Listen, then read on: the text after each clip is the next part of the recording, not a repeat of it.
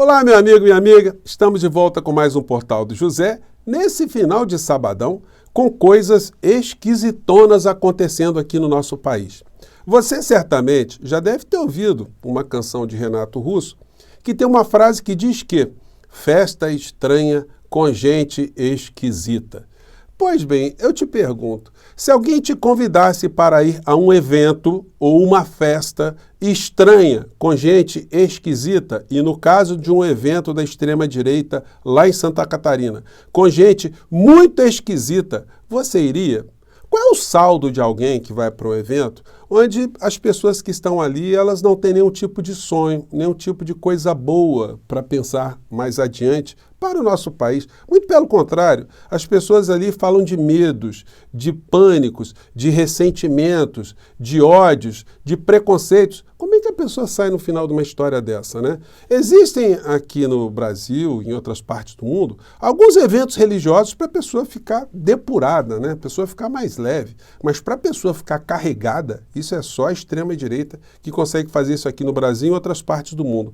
Mas eles não estão fazendo isso aleatoriamente, não. Isso tem um propósito. Bom, para quem está organizando, o propósito é arrecadar dinheiro. E para as pessoas que estão ali, elas estão ali funcionando como correias auxiliares do sistema econômico, do poder econômico aqui no Brasil e fora do nosso país, porque aquilo que eles defendem é exatamente a negação de coisas boas para a sociedade brasileira e para o mundo, né? Eu vou conversar com vocês sobre o que está acontecendo e também sobre a vinda possível de uma criatura muito esquisitona, mas essa criatura agora presidente da Argentina, que não sabemos se veio ao Brasil porque ele destruiu o Estado argentino já com tanta velocidade que não tem avião presidencial para ele vir para o Brasil. Como é que ele virá para cá? Vai fazer baldeação, o velho da van vai mandar buscá-lo na Argentina, ele virá de ônibus, virá de trem, virá a pé, enfim.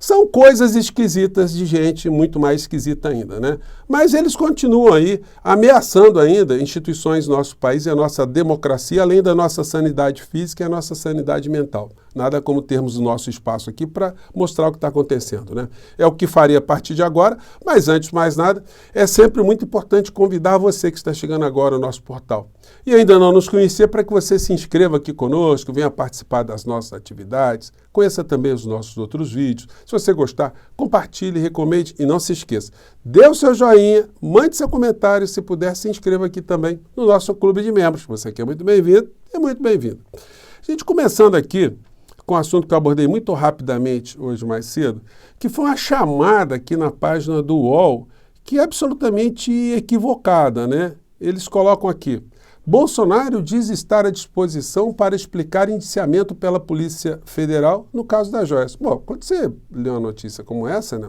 uma chamada como essa, você fala assim, pô, então o inelegível não tem nada a temer? Ele está querendo se pronunciar como é que ele levou joias daqui do Brasil para fora, sem avisar a ninguém? Eu gosto de frisar aqui um detalhe, tá, gente? O Bolsonaro fez uma live antes de fugir do Brasil e ele não falou em nenhum momento que ele estava saindo, o que ele estava pretendendo, enfim, foi uma coisa meio lacônica. Enquanto ele falava para sua patuleia, o avião já estava carregado de joias e outras muambas que ele tentou vender algumas lá fora e não conseguiu, e outras ele conseguiu através do esquema que foi montado. Ou seja, uma verdadeira orcrim-chinfrim para assaltar os cofres públicos, roubando, né, subtraindo, surrupiando presentes. A conta está chegando agora. Então, a chamada do UOL foi essa: Bolsonaro diz estar à disposição para explicar indiciamento pela Polícia Federal dos casos da joia. Mas explicar para quem? Ele está disposto a dar uma coletiva, a ser interpelado pelo Portal do José, por exemplo? A gente perguntar algumas coisas para ele, outros canais? Claro que não. O que se deu de fato foi isso aqui. Bolsonaro diz estar à disposição para dar esclarecimentos e houve coro por sua volta. Ele se colocou a dar esclarecimento para a sua seita, que está lá em Santa Catarina, nesse evento muito esquisitão da extrema-direita. E alguém vai interpelar, vai questionar, vai solicitar do Bolsonaro algum esclarecimento desse assunto que todo mundo sabe que é um assunto que prova que ele era uma figura... Ele era não, ele é uma figura absolutamente corrupta e desonesta. Enfim, evidentemente isso não acontece, né? E não acontecerá.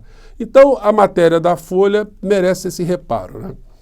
Bom, o esquisitão aqui vizinho do nosso país, o presidente da Argentina, que é mais do que um esquisito, né? É um psicopata, né? Aquela figura que se coloca como anarcocapitalista, né? Um anarcocapitalista que quer destruir o Estado. Então a extrema-direita brasileira está batendo palmas para alguém que está matando o seu povo, alguém que está destruindo a indústria do seu país, está destruindo a economia do seu país, está empobrecendo milhões e milhões de argentinos. Enfim, o que essa criatura tem para trazer de bom para as pessoas que estiverem ali na audiência, né? Se vier, porque a situação está complicada, eu vou explicar aqui para vocês. Brasil dará resposta se Milei ampliar crise. Embaixador pode ser retirado. A coluna aqui é do Jamil Chad, que é muito bem informado em questões relacionadas à diplomacia, as questões de geopolítica. Enfim, ele está dizendo aqui que o governo brasileiro já está aguardando. Se o Milei ultrapassar qualquer tipo de linha da diplomacia, as consequências políticas, né, e econômicas podem ser muito complicadas para a Argentina. Lembrando o seguinte, né, a Argentina, gente, não está funcionando hoje como farol da América Latina, nem farol de absolutamente nada, né, no mundo, né? Porque se eles tivessem ainda, de fato, feito uma grande transformação na Argentina, que o povo argentino estivesse orgulhoso do seu governo, que as coisas, de fato, tivessem representado uma ruptura de muitas situações para benefício do povo argentino, enfim, algumas coisas poderiam ser ditas, né? Mas só quem está se ferrando na Argentina são as pessoas de carne e osso. É o povo argentino, sobretudo os mais necessitados, os mais vulneráveis, os aposentados, as pessoas com algum tipo de enfermidade, as pessoas que precisam do poder público para atendimento de alguma situação da sua vida, enfim. Mas essa criatura. E aí, gente, tem uma questão ideológica muito interessante no meio dessa história toda, né? A gente vai avançar aqui. O Milei pode ser que não venha para cá, como eu comentei com vocês na abertura do nosso papo, né? Isso porque ele destruiu de uma tal forma o Estado argentino que o avião da Argentina, o avião presidencial, não teve licitação para manutenção. Então, não se sabe como é que a criatura poderia desembarcar aqui no nosso país, né? Então, está em suspense, ou em suspenso, essa situação. Vamos aguardar aí para ver se a criatura vem, se ela vier, o que ela dirá, né? Se ele vai, de fato, querer fazer besteiras aqui no nosso território. O Omar Aziz, o senador Omar Aziz, já o chamou de vagabundo e de moleque várias vezes, e isso está circulando já pela Argentina, né? Bom, essas pessoas que vão nesse encontro, eu estava pesquisando hoje, né? Elas vão sair carregadas de lá, né? Eu estava até pesquisando aqui, como eu disse a vocês, a expressão descarrego. Algumas religiões fazem esse tipo de situação, né? Como, por exemplo, a Igreja Universal do Reino de Deus, aqui está o pastor aqui com o uniforme, o jaleco branco, né? Está tirando ali peso de muitas pessoas e no final ele pede também uma graninha, né? Porque a pessoa sai mais levinha dessa sessão do descarrego em sentido amplo, né? Existem algumas religiões que as pessoas vão para alguns eventos e praticam aquilo que é chamado de autoflagelo, né? As pessoas vão aqui, eu vou cortar a cena aqui, né? Porque as cenas são muito fortes, né? Mas pelo menos essas pessoas são sinceras, né? Elas acreditam ali, elas estão se maltratando, mas depois elas se sentem mais leves, né? Vão tomar ali um remédio e tal, enfim, saem levinhas. Agora, essa gente que vai no encontro da extrema-direita é só ressentimento, só isso aqui que eu estou mostrando para vocês.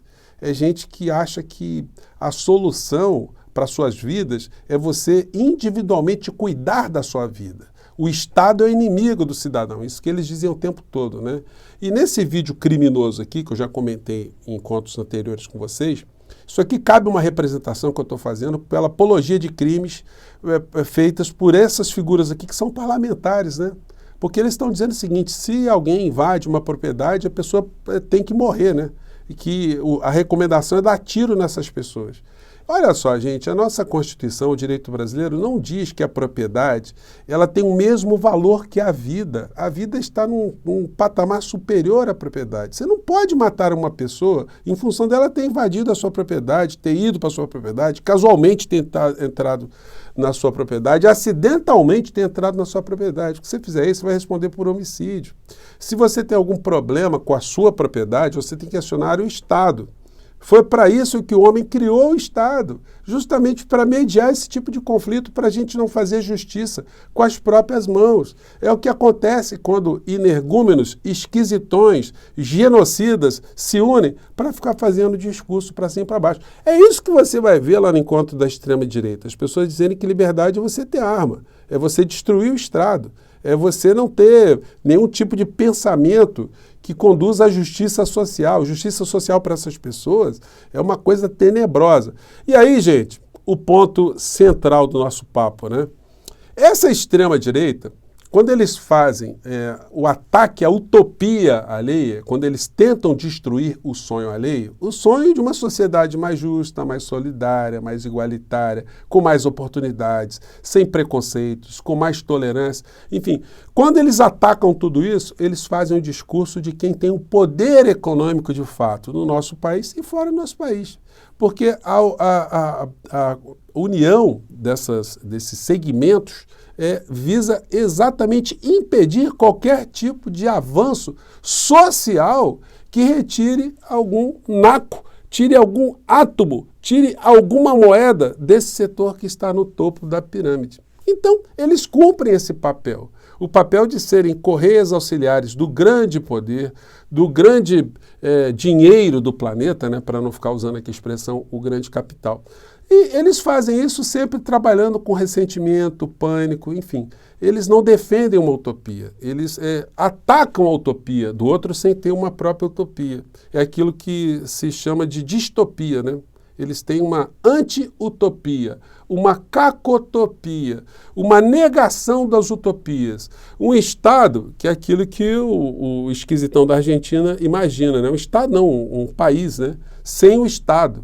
Um anarco-Estado, cada um por si, a lei da selva, né? Então, é esse tipo de situação que nutre essas pessoas. De vez em quando você encontra uma aqui, outra acolá, e você se impressiona com o que a pessoa está falando e está sentindo. Você fala, meu Deus do céu, essa figura está totalmente ressentida, essa pessoa está para baixo.